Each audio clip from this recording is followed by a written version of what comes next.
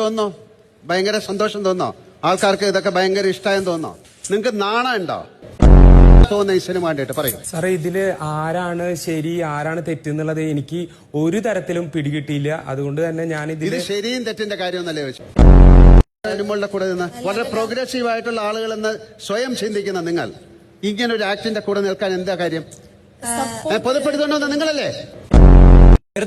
അനുമോൾ കണ്ടു എന്നാണ് പറയുന്നത്. അനുമോൾ എന്ത് കണ്ടു പറയൂ, എന്ത് കണ്ടു? പതിപ്പിന്റെ അടിയിൽ എങ്ങനെ എന്താ കണ്ടത്? നിങ്ങൾ വലിയ അടുത്ത സുഹൃത്തല്ലേ അനുമോളുടെ? അത് ആയിക്കോട്ടെ, ആയിരുന്നല്ലോ. എന്താ പറയാനുള്ളത്? ഞാൻ എല്ലാം ശ്രദ്ധിച്ച് പഠിച്ചുകൊണ്ടിരിക്കുക ഓരോരുത്തരായിട്ട്.